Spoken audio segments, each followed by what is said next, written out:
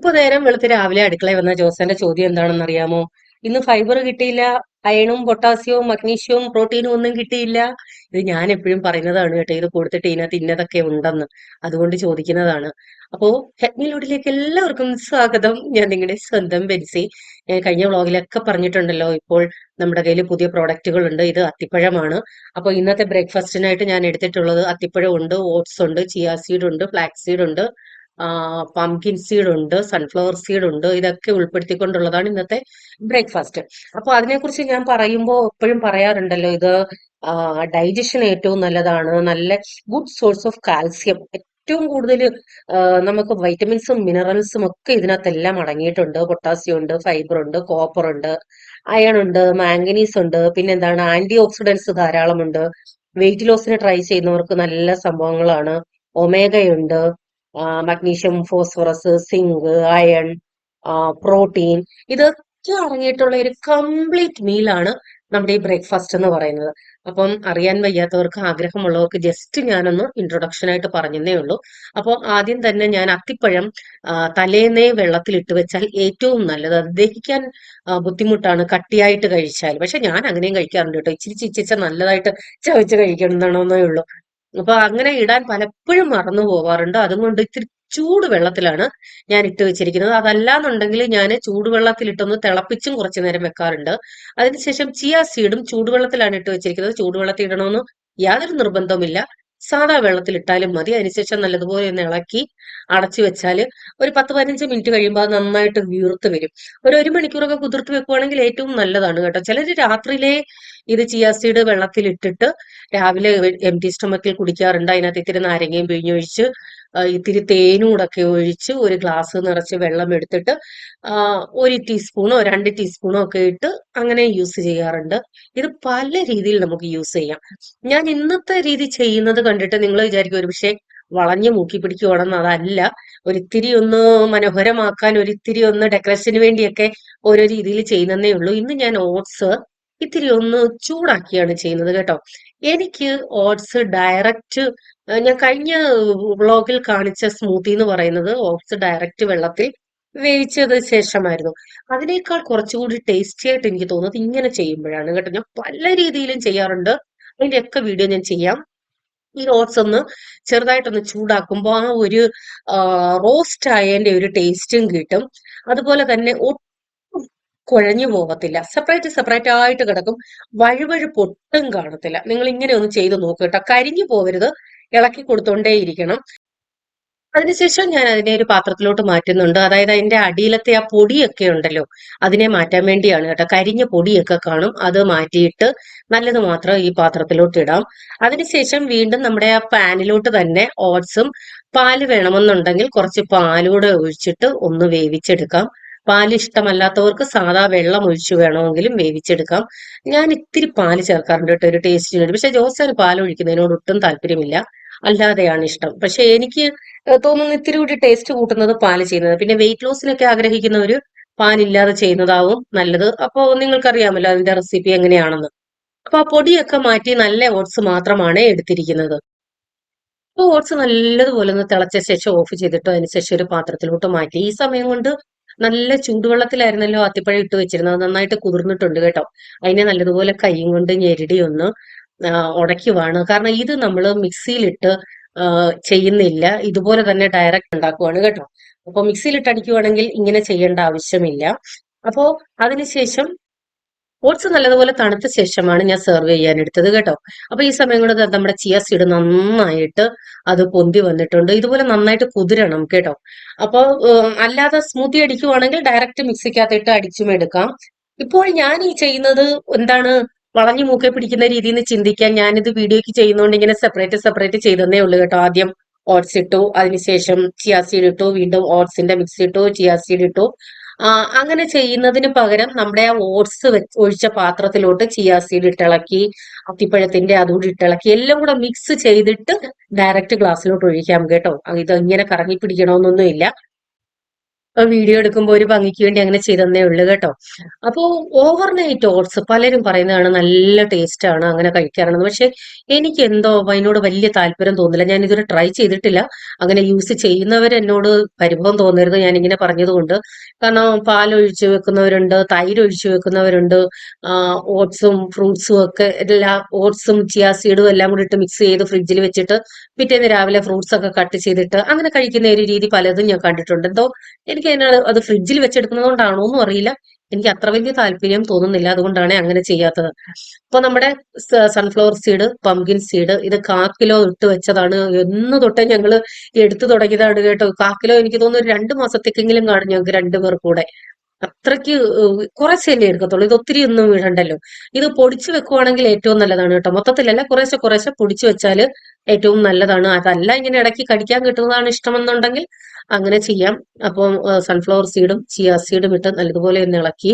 ഇതിന് സെപ്പറേറ്റ് മധുരം ഒന്നും ചേർത്തിട്ടില്ല കേട്ടോ.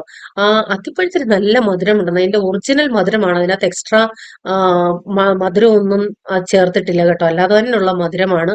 നല്ല ടേസ്റ്റി ആയിട്ടുള്ള ഒരു സംഭവമാണ് കേട്ടോ ഇങ്ങനെ കഴിക്കാനും. ഓട്സ് ഉണ്ടല്ലോ, ഒന്ന് ഫ്രൈ ചെയ്തെടുത്തുകൊണ്ട് ഒരു പ്രത്യേക ടേസ്റ്റ് ഉണ്ട്. ആ വഴുവഴുപ്പും ഇല്ല. മധുരത്തിൻ്റെ ആവശ്യമില്ല കേട്ടോ. വേണമെന്നുണ്ടെങ്കിൽ തേൻ ചേർക്കാം. ഒട്ടുമേ മധുരം വേണ്ട, നല്ല ടേസ്റ്റ് ഉണ്ട്. ഇടയ്ക്ക് നമ്മുടെ പംകിൻ സീഡും സൺഫ്ലവർ സീഡും ഒക്കെ കടിക്കാൻ കിട്ടുന്നുണ്ട്. അതുപോലെ തന്നെ ചിയാ സീഡും ഒരു പ്രത്യേക ടേസ്റ്റ്.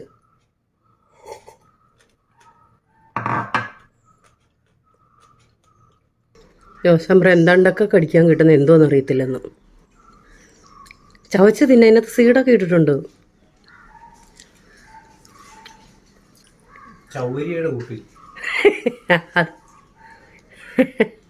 വായിക്കണം തുള്ളി കളിക്കും.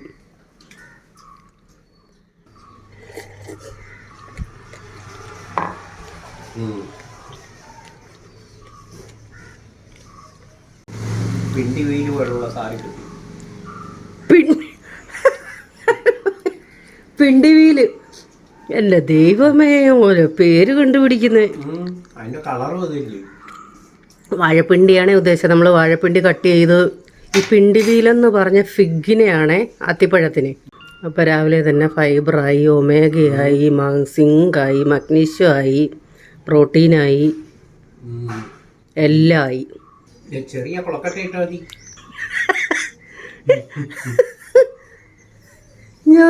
ഞാൻ ഓരോ പേര് കണ്ടുപിടിക്കുന്നേ. ചെറിയ കുളക്കട്ട. അടുത്തത് കുളക്കട്ട എന്ന് പറഞ്ഞത് ലോട്ടസ് സീഡ്. യഥാർത്ഥത്തിൽ അതിന്റെ പേര് ലോട്ടസ് സീഡ് അല്ലെന്ന് തോന്നി. ഇപ്പൊ പറഞ്ഞു അതിനെ ലോട്ടസ് സീഡ് എന്നാണ് അറിയപ്പെടുന്നത്. അതിനെക്കുറിച്ച് ഞാനൊരു വീഡിയോ ചെയ്യാം. ഞങ്ങൾ വീണ്ടും ഒരു യാത്ര പോവുകയാണ്. വീട്ടിലോട്ട് പോവാണ്. കുറേ മാസങ്ങളായി. പെട്ടെന്നുള്ള തീരുമാനമായിരുന്നു ഒന്ന് പോകാൻ. എല്ലാം അങ്ങനെയല്ലേ പറയുന്നേ.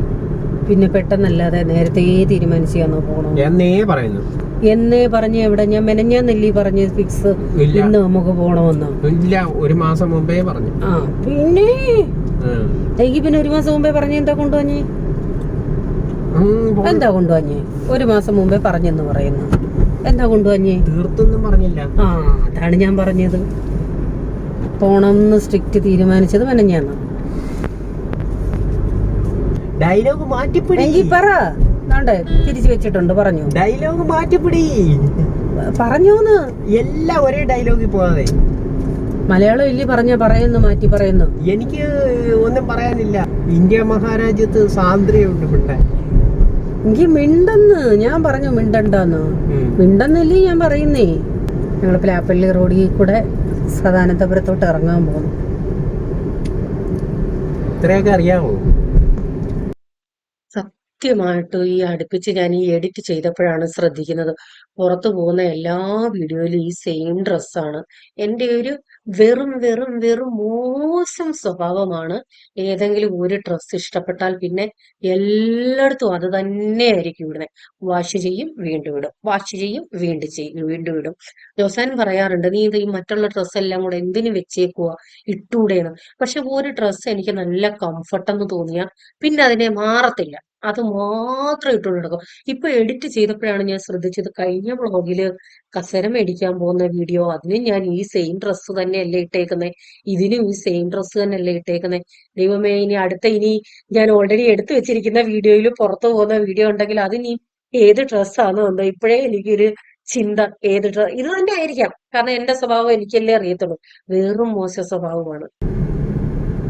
ലോട്ടറി വേണം. ആ എനിക്ക് പെട്ടെന്ന് സമ്പന്നയാകണ്ടേ, കഷ്ടപ്പെട്ട് ജീവിക്കാനുള്ള മാർഗം കണ്ടുപിടിച്ച് അങ്ങനെ അങ്ങ് ജീവിച്ചാ മതി. എന്റെ പേര് ഒരെണ്ണം എടുത്ത് പേടിച്ചൂടെ? ഞാൻ പറഞ്ഞോ വേണ്ടെന്ന്. ചേടാ, കക്കാട് ഞങ്ങൾക്ക് തിരിയാനുള്ള സ്ഥലം ഇവിടെ നിന്ന് തടിക്കാട് റോഡ്.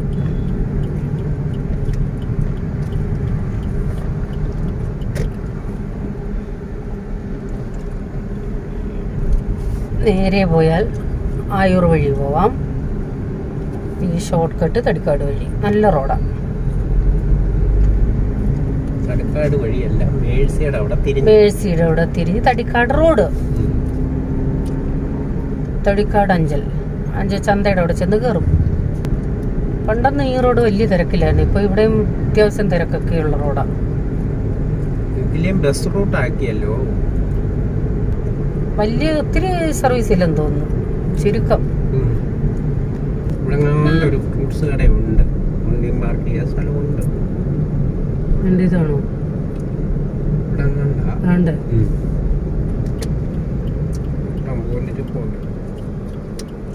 ചോദിക്കാം. ഏറം അഗസ്തിക്കോട് ഇവിടെ എങ്ങാണ്ടല്ലയോ വലിയ കട്ടിങ്, ബൈപ്പാസ് കട്ടിങ്. അഞ്ജലിനോട് എടുക്കാറായി.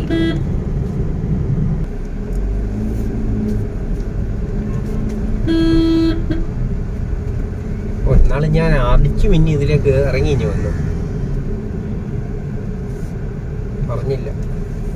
പക്ഷെ ഇതൊരു അപകട മേഖലയും കൂടാ, അറിയാത്തവരിഞ്ഞ വിട്ട് വരും. ഇപ്പൊ എനിക്കറിയാം, നേരത്തെ എനിക്ക് പറഞ്ഞുകൂടാ.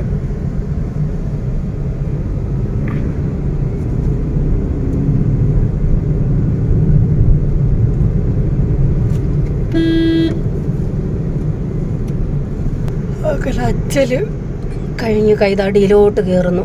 അഞ്ചച്ചന്ത മൊത്തം കറങ്ങി. ജോസാനോട് ഉണ്ടായിരുന്നെങ്കിൽ എന്തെങ്കിലും ഇച്ചിരി വീഡിയോ എടുക്കായിരുന്നു. ബുധനും ശനിയാണ് അഞ്ചൽ ചന്ത ദിവസങ്ങൾ. ഞങ്ങൾ ശനിയാഴ്ചയായിരുന്നു പോയത്. പഴയ പോലത്തെ തിരക്കൊന്നുമില്ല കേട്ടോ, കാരണം പണ്ടൊക്കെ എന്തോ തിരക്കായിരുന്നു ചന്തയില്. അപ്പോൾ ചന്തയിൽ കയറി, മീൻ ചന്തയിൽ കയറി, പച്ചക്കറിയൊക്കെ മേടിച്ച് നല്ല ഫ്രഷ് പച്ചക്കറികൾ കിട്ടി. ഞാൻ ജോസാന്റെ അടുത്ത് ആവുമെന്ന് പറഞ്ഞു, ഒന്ന് പോയ ജോസ ഇത്തിരി വീഡിയോ എടുക്കാൻ, കാരണം ഞാൻ തന്നെ സാധനവും മേടിച്ച് വീഡിയോയും എടുത്ത്. ഒരാൾ എടുക്കാനുണ്ടെന്നുണ്ടെങ്കിൽ, ഇപ്പൊ കുമ്പനാട് പോയപ്പോ തന്നെ അത് ഉപ്പാപ്പന്റെ മോനായിരുന്നു വീഡിയോ എടുത്തത്, അതുകൊണ്ട് എനിക്ക് ഇത്തിരിയെങ്കിലും വീഡിയോ എടുക്കാൻ പറ്റി.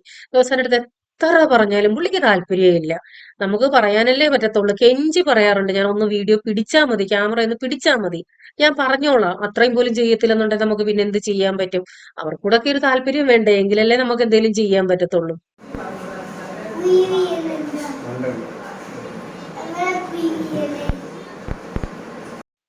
തലേന്ന് വൈകിട്ടാണ് ഞാൻ വിളിച്ചു പറയുന്ന, അമ്മ ഞങ്ങൾ അങ്ങോട്ട് വരുന്നുണ്ടെന്ന്. പെട്ടെന്നുള്ള തീരുമാനമായിരുന്നല്ലോ. മക്കളുമാര് രണ്ടുപേരും ഭയങ്കര വർത്താനം എന്ന് വെച്ചാൽ ഭയങ്കര വർത്താനം. ഫോണിൽ കൂടെ ആണെങ്കിലും ദൈവമേ, ഫോൺ വിളിച്ചാല് വെക്കത്തില്ല. ഞാൻ പിന്നെ ഇടയ്ക്ക് കട്ട് ചെയ്തേച്ച് എനിക്ക് ജോലി ഉണ്ടെന്നും പറഞ്ഞ് പോകും, അല്ലെന്നുണ്ടെങ്കിൽ അവന്മാര് ഫോൺ വെക്കാൻ സമ്മതിക്കത്തില്ല. ജോഷുമോനെ, അതാരാ? അല്ല, ഇത് മോൻ കിടക്കുന്നകാരുടെ കൂടാ? ജോസങ്കിളിന്റെ കൂടെ. ജോസങ്കിള് മോന്റെ ആരാ? ഫ്രണ്ടാണോ? ആഹാ, ജോസങ്കിള് മോന്റെ ഫ്രണ്ടാണ്. കുഞ്ഞെന്തോ ഈ കാണുന്നേ?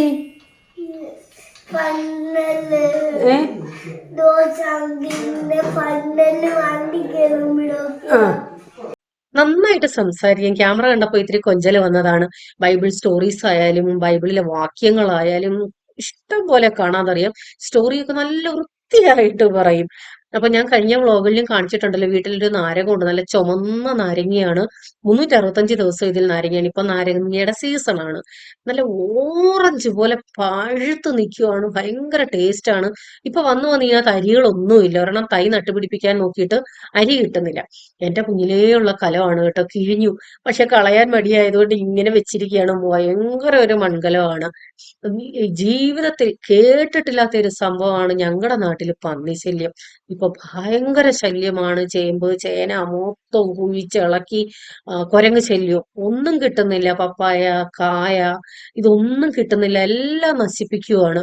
അപ്പൊ ഞാൻ പറഞ്ഞല്ലോ, പെട്ടെന്നുള്ള തീരുമാനമായിരുന്നു. അത് ഉള്ളതും കൊണ്ടൊക്കെ ഉച്ചയ്ക്ക് ഊണ് കഴിച്ചു. ഞങ്ങൾ പോയപ്പോ രാവിലെ വീട്ടിൽ നിന്ന് ഇറങ്ങി, എന്തായാലും ഒരു 4 മണിയൊക്കെ 4 മണി 5 മണിയൊക്കെ കഴിയും വീട്ടിൽ നിന്ന് ഇറങ്ങാൻ. ആ കണക്കാക്കി ഞാനൊരു നൈറ്റി മാറാൻ എടുത്തായിരുന്നു. ജോസനൊരു കൈലി എടുത്തായിരുന്നു. അത്രയും നേരം ഇട്ടുകൊണ്ടിരിക്കാമല്ലോ. കുഞ്ഞെന്തേലും പറഞ്ഞേ? ഈശു നന്നാവിന് എന്തോ ഈശു നന്നായി ജീവിക്കുന്നു.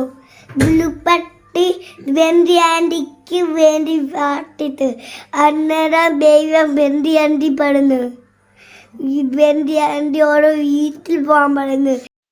അവൻ പറഞ്ഞു വന്നത് ബെഞ്ചാൻറ്റി വരാൻ വേണ്ടി അവൻ പ്രാർത്ഥിച്ചു. അന്നേരം യേശു ബെഞ്ചാൻറ്റിയോട് പറഞ്ഞു വീട്ടിൽ പോകാൻ, അങ്ങനെ വന്നെന്നാണ് പറഞ്ഞത്. ത്തോളം ദൈവം തന്ന ദൈവത്തിനു സോർത്തണം ഇരുവാടെ കാരുതിയ ദശാവിയു സോർത്ത ഈരിയം കൂവത്തോയി കാടുടിപ്പൊണ്ട് ഈനിയോ നാളത്തേന് കിരുവിയാൻ പോ ഇന്ന സാഗരെല്ലാരും. കുറേ പാട്ടുകൾ അറിയാം, നല്ലപോലെ പാടുന്നതാണ്. ഫോണിൽ കൂടെ സംസാരിക്കുമ്പോൾ ഇതിപ്പോ ക്യാമറ എടുക്കുന്നുണ്ട്. അവനെ ക്യാമറയെ നോക്കി ആക്ഷൻ കാണിച്ച് പാടുന്നത് കൊണ്ടാണ് വാക്കുകളൊന്നും കറക്റ്റ് വരാത്തത്. ഏത് ടീച്ചറാ നിന്നെ ഇഷ്ടപ്പെടുന്നത്?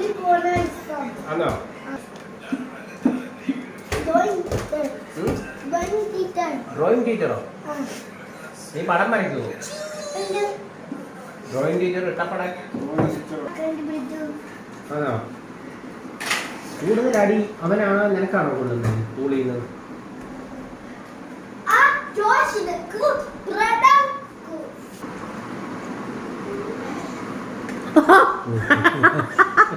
അത് കൊള്ളാം. അത് എന്നിട്ട് അത് മറ്റേതിങ്ങ എടുത്തു. പിള്ളേർക്ക് ഇതൊക്കെയാണ് ഇഷ്ടം, വേറെ ഒന്നും വേണ്ട. ഒരു ലാഭമില്ലാത്ത കച്ചവടം വേണ്ടേ? ആ കൊച്ചിന്റെ 2 സൈഡിലും 2 പൊന്തന്മാരിരുന്ന് അടിച്ചു മാറ്റുക.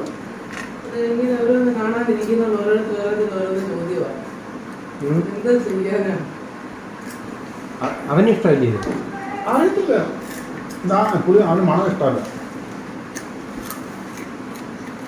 ഇതാ പട്ടിന്റെ ഇതാ ഇത് പുറത്തെല്ലാം തീരും. ഇത് എന്തോ വെച്ചാ ഉണ്ടാക്കുന്നതെന്നറിയാവോ? ചോദിച്ചു അടുത്തത് അതിൻ്റെ അടിച്ചു മാറ്റുന്നു. അവിടെ ഉണ്ട്.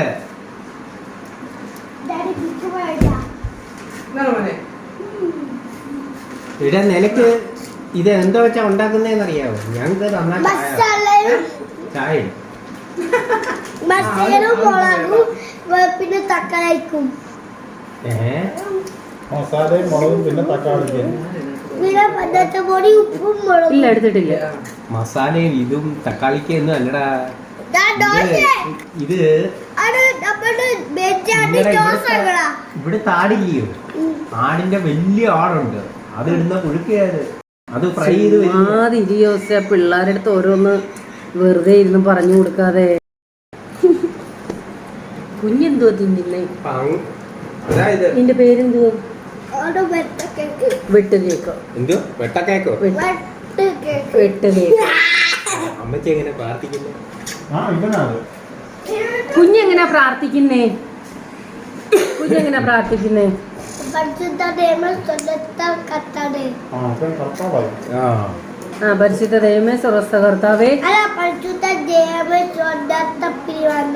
സ്വർഗ്ഗത്തെ പിടിയാനെ, സ്വർഗസ്ഥ പിടിയാനെ, പരിശുദ്ധ പിതാവേ സ്വർഗസ്ഥ പിടിയാനെ. സ്വർഗസ്ഥ പിതാവേ. ആ അടങ്ങിയിട്ട് പ്രാർത്ഥിക്കണം. പിന്നെ നിന്റെ നാമം വരയണമേ, സ്വർഗത്തെ പോലെ ഭൂമിയിൽ പിന്നെന്തോ പ്രാർത്ഥിക്കുന്ന കുഞ്ഞ്? പിഞ്ചു കുഞ്ഞുങ്ങൾ കടന്നു പപ്പ തെറ്റ്, അമ്മ തെറ്റിക്കണേ, ദോശ തെറ്റിക്കണേ, കേക്ക് തെറ്റിക്കണേ, മണിക്കുട്ടിയെ തെറ്റിക്കണേ. അമ്മയുടെ പേരെ മണിക്കുട്ടി. മണിക്കുട്ടി അതാരിട്ട പേരാ മണിക്കുട്ടി? ഒരു ദിവസം അമ്മേനെ മണിക്കുട്ടിയാക്കാന്ന് പറഞ്ഞ ചീഫ് എടുത്തോണ്ടിരുന്നു. ചീവി എടാ ജോസ് ജേക്കെ ഇത് മണിക്കുട്ടിയാ. ഇവനാ പേരൊക്കെ ഇടുന്നേ മണിക്കുട്ടി. മണിക്കുട്ടിയോ? മണിക്കുട്ടിയെ വിടൂ. മണിക്കുട്ടി ബിനു അമ്മയുടെ പേര്.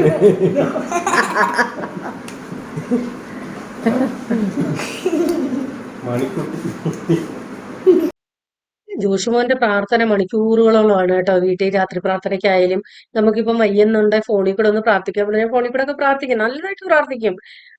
അസുഖം മാറാൻ വേണ്ടിയാണേലും രാത്രി പ്രാർത്ഥിക്കുമ്പോൾ കുരങ്ങ് ശല്യം മാറാനായാലും എന്തൊക്കെയാണോ പ്രാർത്ഥിക്കുന്നത് ഈ ലോകത്തുള്ള എല്ലാത്തിനെ കുറിച്ച് അവൻ അറിയാവുന്ന രീതിയിൽ അവൻ പ്രാർത്ഥിക്കാറുണ്ട്. സ്കൂളിന് വേണ്ടി, കൂട്ടുകാർക്ക് വേണ്ടി, ടീച്ചർമാർക്ക് വേണ്ടി, ടീച്ചർമാർക്ക് വയ്യാത്തവരുണ്ടെങ്കിൽ, കൂട്ടുകാർക്ക് വയ്യാത്തവരുണ്ടെങ്കിൽ എല്ലാവർക്കും വേണ്ടി അവൻ പ്രാർത്ഥിക്കും. നാളെ നടക്കും. നാളെ നടക്കൂ? എങ്ങനെ?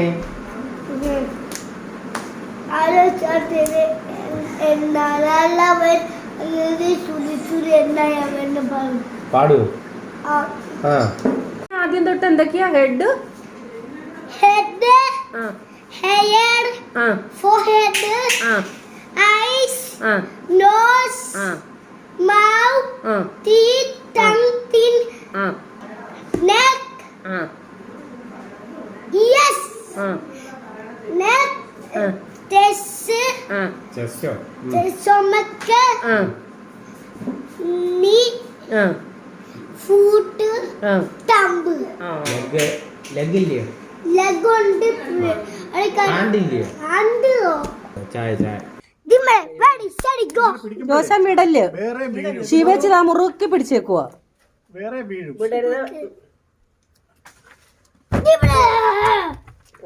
ഏതാ? ഒരെണ്ണം കിട്ടി. ഒന്ന് തൊട്ടാ മതിയേ, ഇനി വീഴുവാ. തലേ വീഴാതിരിക്കാൻ ഹെൽമെറ്റ്. ഒരു ചട്ടി അങ്ങനെ എടുത്ത് തലേ വെച്ചാൽ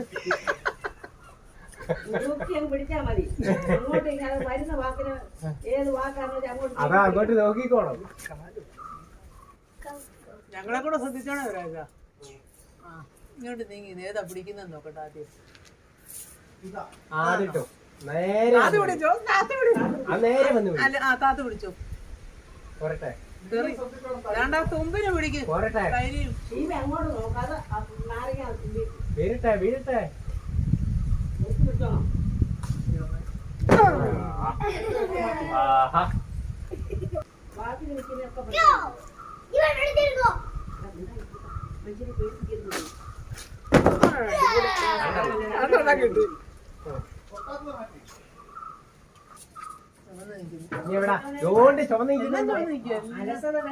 എല്ലാം പഴുത്തേക്കുവാ.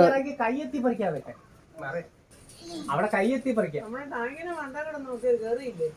ഞാൻ അങ്ങോട്ട് വന്നാലേ പിടിച്ചു വെക്കാം.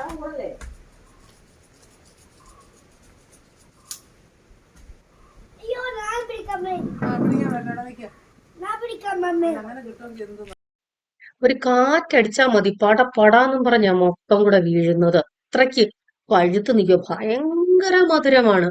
ഞങ്ങൾ പോകുമ്പോഴൊക്കെ ഉണ്ടെങ്കിൽ കൊണ്ടുവന്നിട്ട് നമ്മുടെ അടുത്ത വീടുകളിൽ എല്ലാം കൊടുക്കും കേട്ടോ. ഇപ്രാവശ്യം അതുപോലെ കൊണ്ടുവന്നിട്ട് അന്ന് തന്നെ എല്ലാവർക്കും ആവശ്യത്തിന് കൊടുത്തു. കാരണം എല്ലാ വീടുകളിൽ നിന്നും നമുക്കെല്ലാം തരുന്നതാണല്ലോ. ഞങ്ങൾക്ക് പ്രത്യേകിച്ച് കൃഷിയൊന്നുമില്ല കൊടുക്കാനായിട്ട്.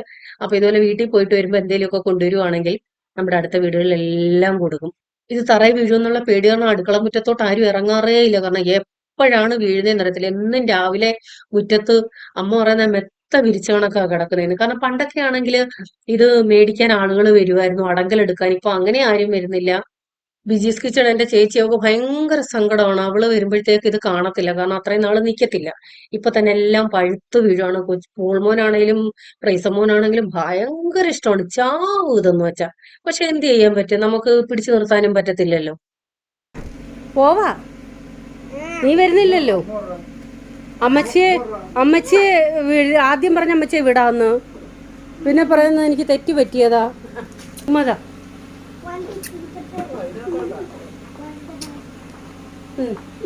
അതിനകത്ത് ആർക്കാ ഉമ്മ കൊടുക്കുന്നേ?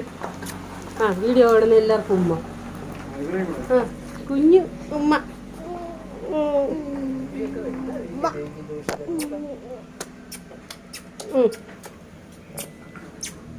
മണ്ണിനകത്ത് ചാടരുത്.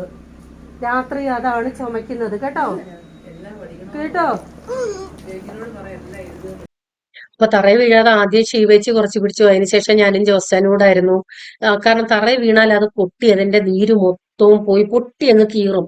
അത് ചതഞ്ഞാൽ പിന്നെ വെച്ചേക്കാനും പറ്റില്ല. തറയിൽ വീഴാതെ പിടിച്ചാൽ നമുക്ക് കുറച്ച് ദിവസം വെച്ചേക്കാമല്ലോ. അങ്ങനെ എന്തായാലും നാരങ്ങയൊക്കെ പറിച്ച് വണ്ടി നിറച്ച് സാധനങ്ങളുമായിട്ട് തിരിച്ചു വന്നു. വീട്ടിൽ നിന്ന് വരുമ്പോൾ എന്തായാലും ഭയങ്കര വിഷമമാണ് കേട്ടോ. കാരണം ജനിച്ചു വളർന്ന വീട്ടില് നമ്മള് പെൺമക്കള് ഇപ്പൊ അതിഥികളെ പോലാണല്ലോ പോകുന്നത്.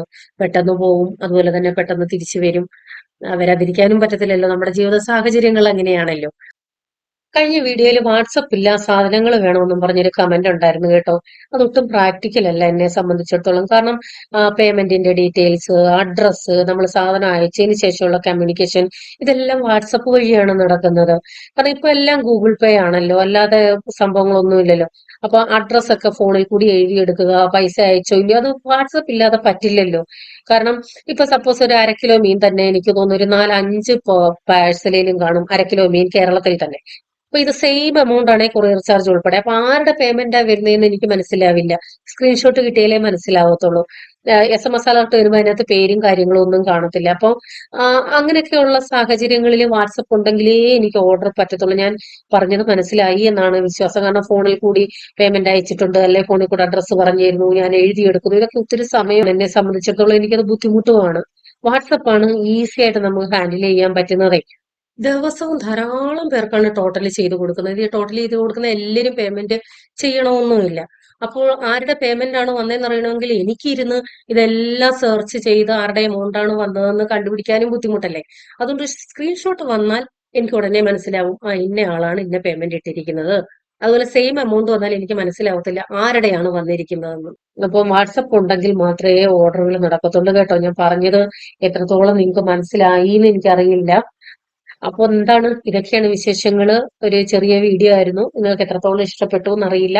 അപ്പൊ വീണ്ടും പുതിയ വീഡിയോയുമായി വരാം. Till then bye, God bless you.